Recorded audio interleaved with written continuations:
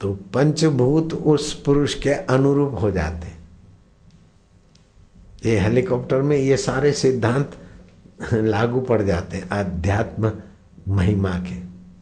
जैसे शिव जी ने कहा गुरु गीता का पाठ करने वाले की अकाल मृत्यु नहीं होती। फिर मंत्र विज्ञान में हमने पढ़ के सुना है कि हमारे 12 जन्म कुंडली के घर होते हैं। अगर हमने अमुक मंत्र किए तो 8वां घर मृत्यु स्थान शुद्ध हो जाता है, अकाल मृत्यु नहीं होने देता है। फिर आप जहाज में बैठे, हेलीकॉप्टर में बैठे, बाइक पे बैठे और वो बाइक के सामने ड्राइवर ऐसा है, एक्सीडेंट नियत है, लेकिन आपका इतना मंत्र हो गया तो आपके प्रभाव से वो ड्राइवर अथवा वो गाड़ी, वो बस, वो जहाज, दूसरे लोगों को भी फायदा होगा। ये मैंने कई बार कहा सत्संग में। आज से 10 साल पुरानी कैसेटों में भी ये बात होगी। तो उसका प्रत्यक्ष हो गया कि हेलीकॉप्टर गिरा और फिर गुलाट खाई, 3 टुकड़ों में बट गया, आग लगी पीछे, पेट्रोल की धार बही। सफेद पेट्रोल और आग तो एक दूसरे के चाहक है। हेलीकॉप्टर को थोड़ी सी आग लगी, पहले जो इधर भेजा गया दूरदर्शन वालों को अथवा चैनल वालों को, तो उन्होंने तो मोबाइल वीडियो से तो थोड़ा बहुत आया होगा, लेकिन जो मुख्य कैमरा था उसमें देखते हैं तो आश्चर्य होता है कि हेलीकॉप्टर से आग निकलती है, पेट्रोल बहता है और मुंह के बल से धंस जाता है। और हम और पायलट पास की सीटों पे आगे बैठे थे, हेलीकॉप्टर चूर चूर हो जाता है और हम लोगों का बाल बांका नहीं होता। तो जैसे बैल का वाहक महाराज को डंडा मारने गए तो हाथ ज्यों के त्यों रह गए। इसमें वायु देवता महाराज के अनुरूप उसके प्राण से ताके। कुछ दिनों के बाद वो महाराज ने जो जामफल, अमृत, जमरुक भी बोलते हैं, अमृत भी बोलते हैं, जामफल भी होते हैं, गोल गोल होते हैं, इतने से छोटे छोटे बीज होते हैं, आप समझ गए होंगे।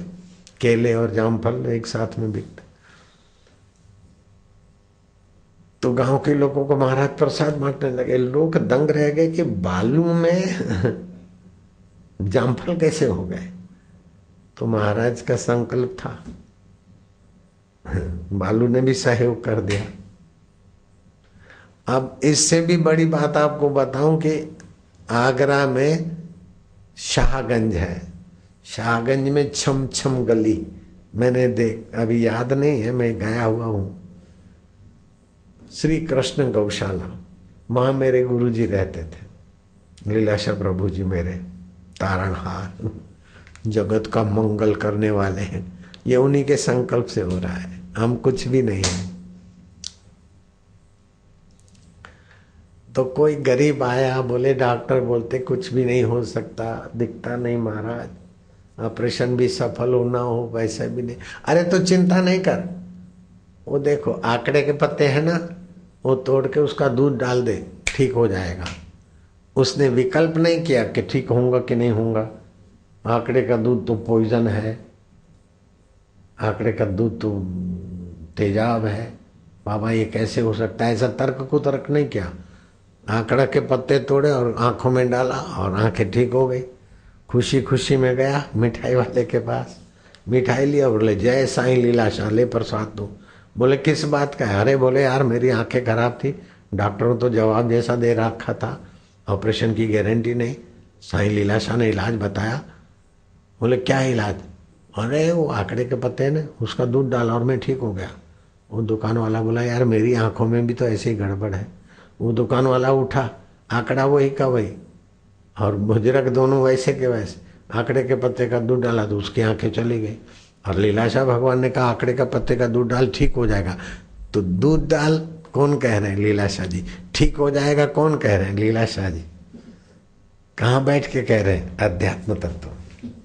आदि भौतिक सिद्धांत से संभव नहीं है, आदि दैविक में भी विधि विधान करना पड़ता है, लेकिन ब्रह्म भाव में आके कह दिया जाओ ठीक हो जाएगा, ठीक हो गया। तो मैं चाहता हूं कि मेरे सभी साधकों के दिल दिमाग में ये बात अच्छी तरह समझ में आ जाए कि आदि भौतिक जगत का कोई ज्यादा महत्व नहीं है आदि दैविक के आगे, और अध्यात्म के आगे है आदि दैविक जगत का भी ज्यादा महत्व नहीं, जैसा तुम्हारा अध्यात्म तत्व का है। और अध्यात्म तत्व तुम्हारे साथ नित्य है, आदि भौतिक शरीर तुम्हारे साथ नित्य नहीं है, आदि दैविक मन भी तुम्हारे साथ नित्य नहीं है, बदलता रहता है। लेकिन अध्यात्म तत्व नित्य है, केवल उसकी प्रीति, उसमें विश्रांति, उसी को अपना मैं रूप में जानो, उसी को अपना परमात्मा रूप में जानो, तो आपको तो लाभ होगा। लेकिन आपके द्वारा कितने लोगों को लाभ होगा आप गिन नहीं सकते। मैं गिन नहीं सकता हूँ कितने लोग अभी सुन रहे हैं। अभी आपको सुना रहा हूं ना, तो ये सत्संग अहमदाबाद गई होगी लाइन, और यहाँ वीडियो से कई जगहों पर देश विदेश में लोग अभी सुन रहे हैं। मैं गिन सकूं इतना, इतनी संख्या नहीं कि मैं गिन के बता दूं। अभी कितनी जगह पर लोग सत्संग सुन रहे हैं, कुल 167 देशों में अभी लोग सुन रहे हैं। हम बैठे बैठे यहाँ बोल रहे हैं सहज में, तो आज कोई टॉपिक कभी कुछ निकल जाती, कोई कुछ निकल जाती है।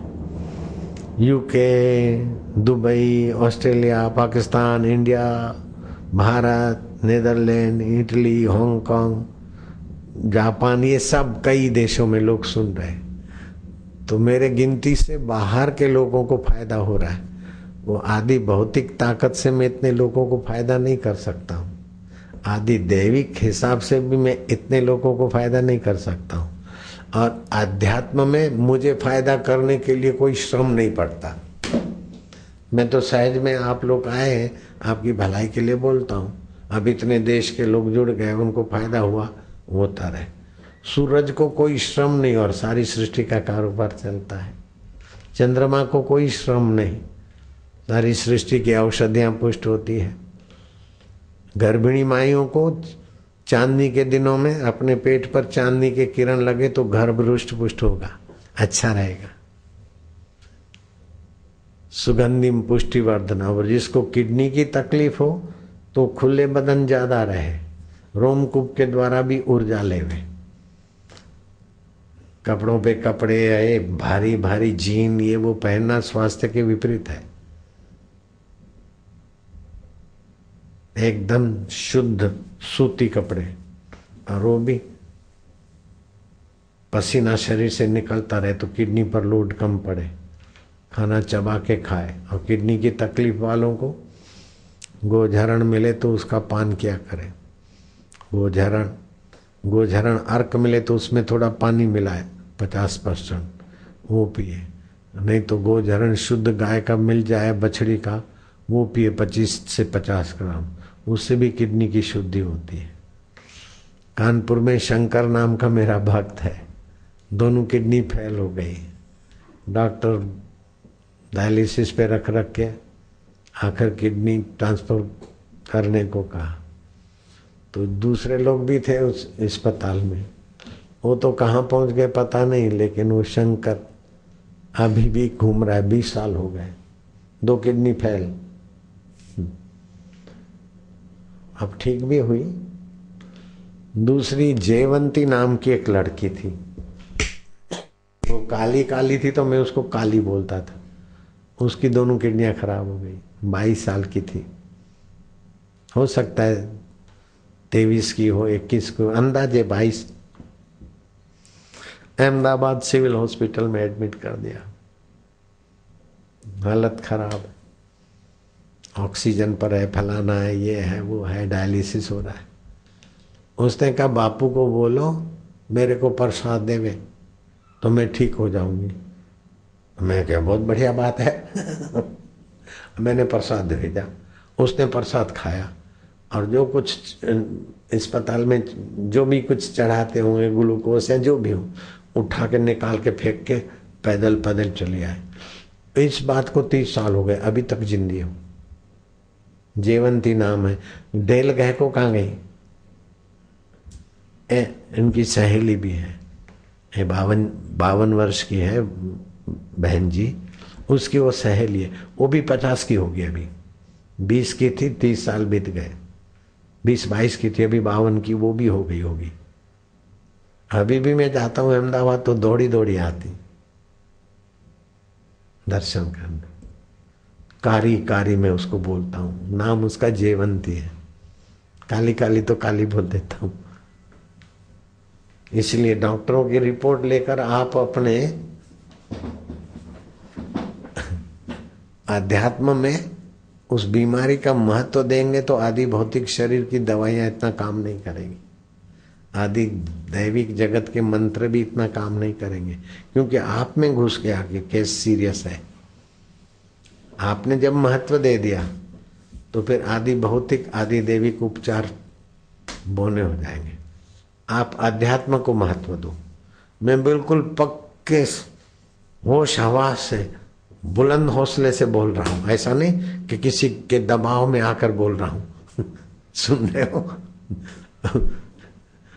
29 तारीख जून महीने की गुरु पूर्णिमा के पर्व निमित्त हम पूना गए।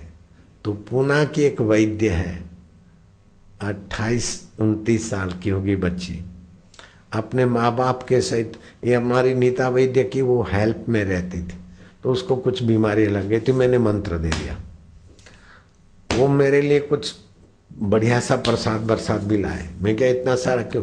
बोले वो बीमारियां तो बाबा चली गई, इसको थायराइड था।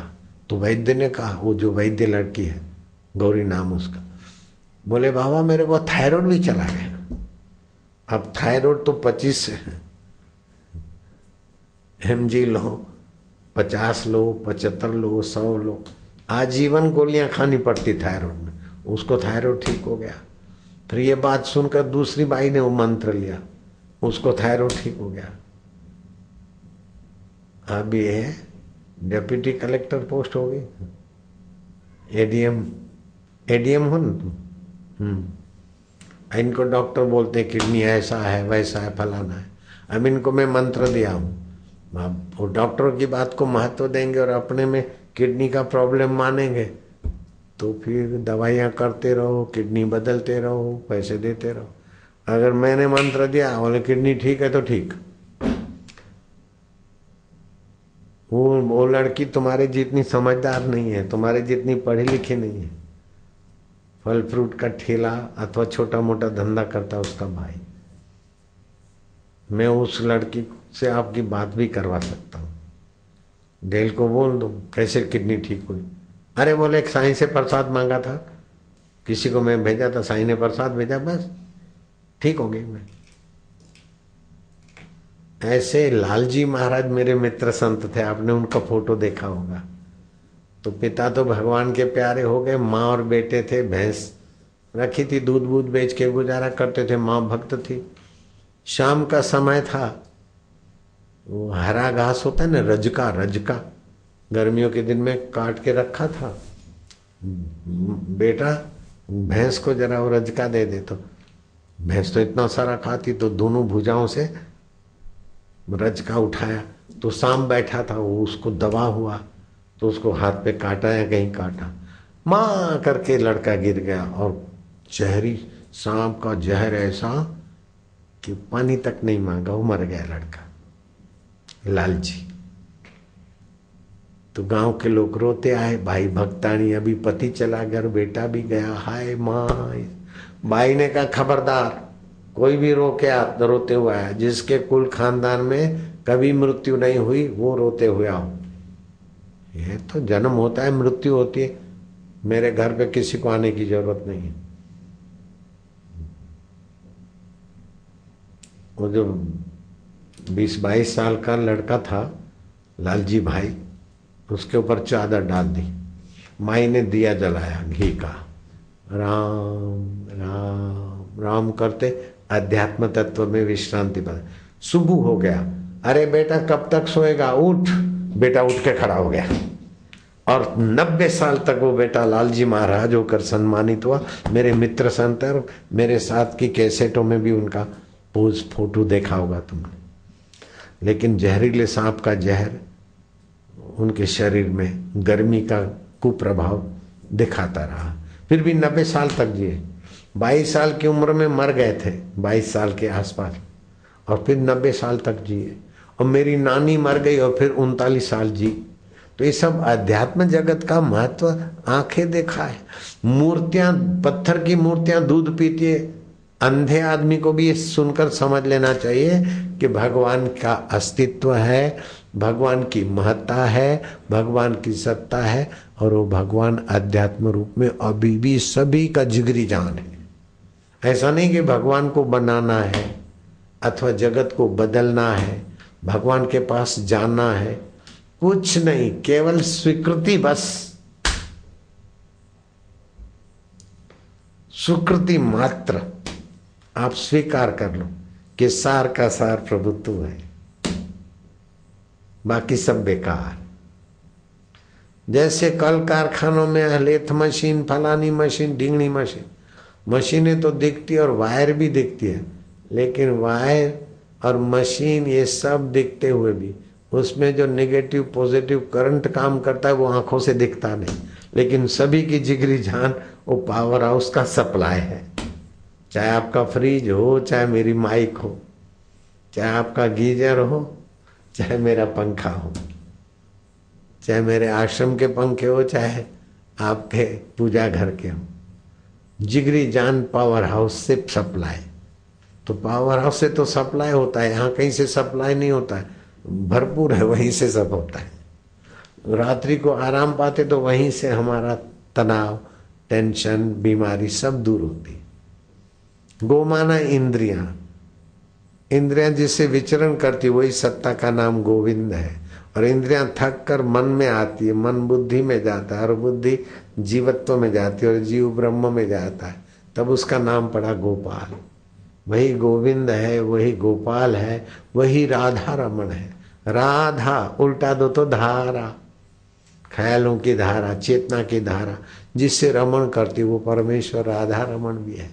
श्री कृष्ण, श्री राम वो आदरणीय, पूजनीय है, वंदनीय है, उपासनीय है, लेकिन केवल उतने ही भगवान नहीं है। अल्फा अल्लाह कहीं बैठा है उतना नहीं है, अभी भी सब जगह वही का वही भरपूर है, वही का वही।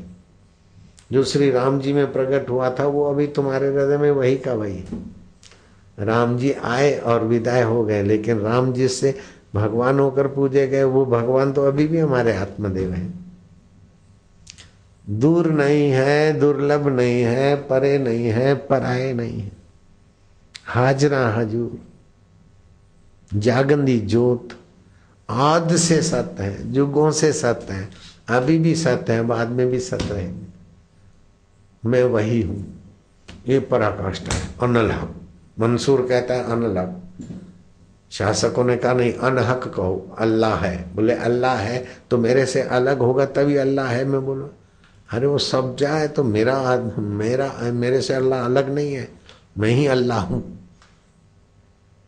तो तानाशाहों ने उनको शूली पे चढ़ा दिया, तो शूली पे चढ़ना पसंद कर लिया, लेकिन अनहक बोलना पसंद नहीं किया। अल्लाह है नहीं, अल्लाह ही हूं। ये आदि भौतिक मैं नहीं हूं, आदि दैविक मैं नहीं हूं, मैं स्थूल शरीर नहीं हूं, मैं मन बुद्धि नहीं हूं, अहंकार नहीं हूं, ये सब बदलता है, उसको जानने वाला मैं हूं। बस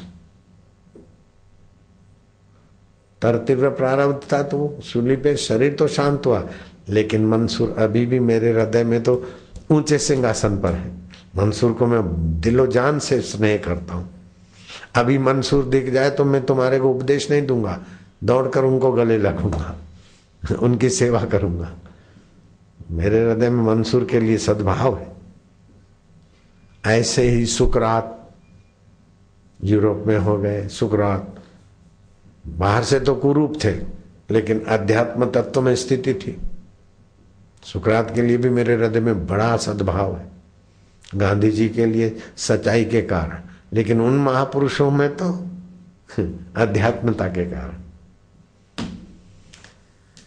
नारायण हरि हरि ओम, हरि हरि ओम। अभी ऋषि दर्शन नाम की वीडियो सीडी, जैसे ऋषि प्रसाद के मेंबर बनते ना साधक, ऐसे ऋषि दर्शन नाम की वीडियो सीडी चल पड़ी है तो लोगों को बड़ा फायदा होता होगा।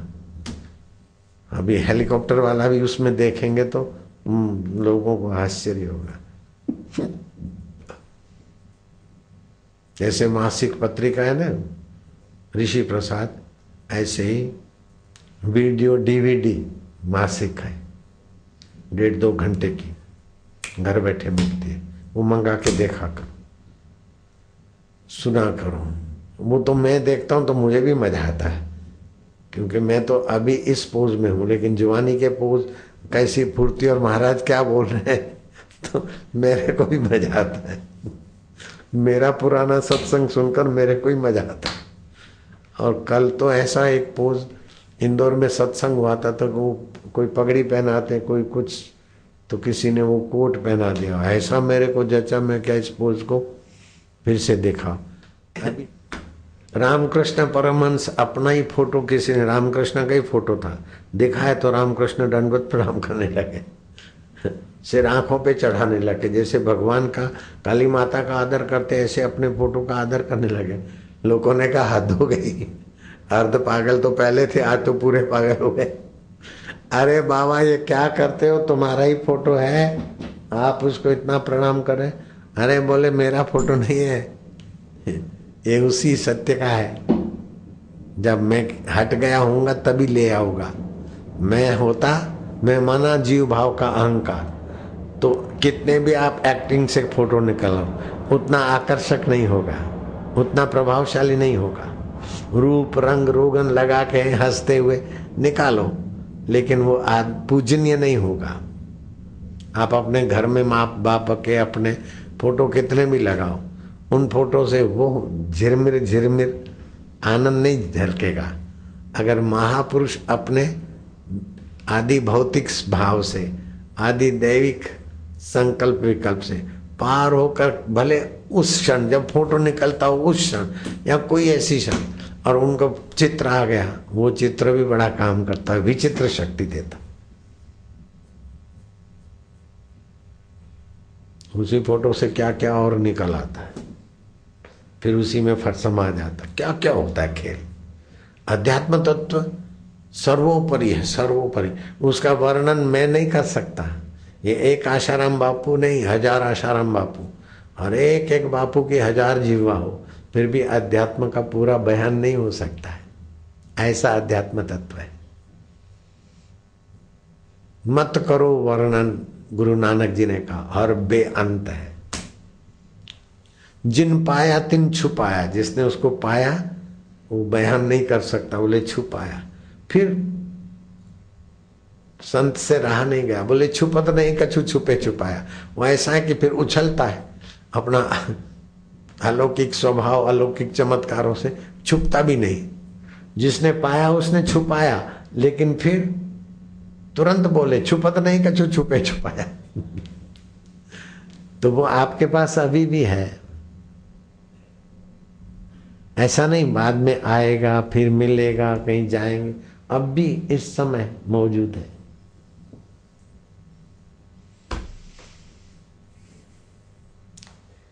इन लोफरों की दोस्ती से हम लुट गए, काम आया हम काम ही हो गए। वो लोफर चला गया लेकिन कमर तोड़ के गया, क्रोध आया हमें तपा के चला गया लोफर, फिर हम वही के वही।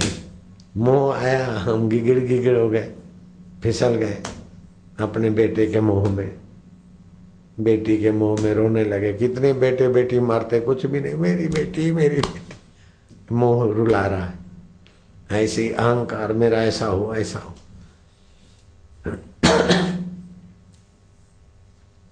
सर्दी गर्मी मान अपमान ये आने जाने वाले, अध्यात्म तत्व नित्य है। जिनकी घोड़ा गाड़ी भगवान श्री कृष्ण चलाते रथ, ऐसे अर्जुन को भी भगवान कहते हैं।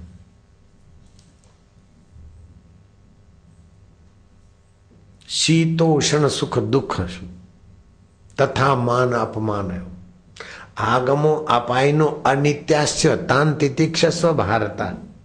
ठंडी गर्मी, मान अपमान, सुख दुख, ये आने जाने वाले हैं। उनको अपने में मत घुसे लो, इनको पसार होने दो, इतना टेंशन मत लो, बीमारी को अपने में मत घुसने दो। तुम अध्यात्म हो, बीमारी आदि भौतिक है। अध्यात्म में रहकर जाओ, आंकड़े के पत्ते का तेल वो ठीक हो गया। अध्यात्म का क्या बलिहारी, बालू में जामफल होने लग गए, बैल और किसान मूर्छित हो गया। आप अध्यात्म में टिके रहो तो पृथ्वी, जल, तेज, वायु, आकाश, पांचों भूत आपके अनुरूप हो जाएंगे, पांच भूत आपके अनुकूल हो जाए।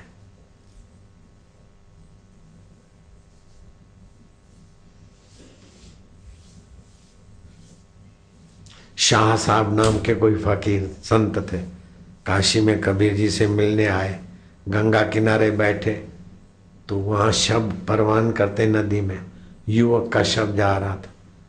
तो शाह साहब ने पूछा कबीर को कि चला गया कि है? बोले अभी तो है, मतलब उसका सूक्ष्म शरीर इस ब्रह्मांड से चला गया कि है? बोले अभी है। बोले बुला लो। कबीर जी ने कहा आजा आजा। तो जो सूक्ष्म शरीर भटक रहा था उसमें घुसा, अमुर्दा नदी का।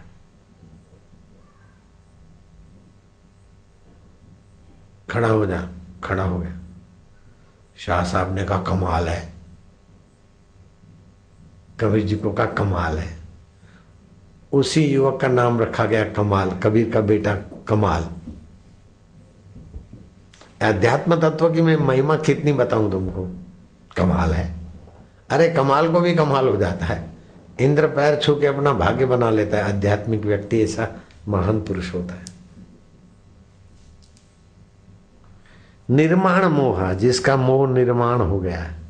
जित संग दोषा, संग लोगों के संग में तो आता है लेकिन उनके प्रभाव से अपने को निर्लेप बनाने की ताकत आ गई। मेरे गुरुजी ने मेरे को गुलाब का फूल दिया, बोले लो ये पसारी के यहाँ ले जाओ, दाल पे रखो, मूंग मटर चना हल्दी चावल जिस पे भी रखो, फिर सूंघो तो सुगंध काहे की आएगी। मैं क्या गुलाब पे? बोले तू ऐसा बन गुलाब होकर महक तुझे जमाना जाने। वो महापुरुष का वचन ऐसे कर रहा है, इसमें आप मेरी कोई विशेषता मत समझना। ये सब गुरु के आध्यात्मिक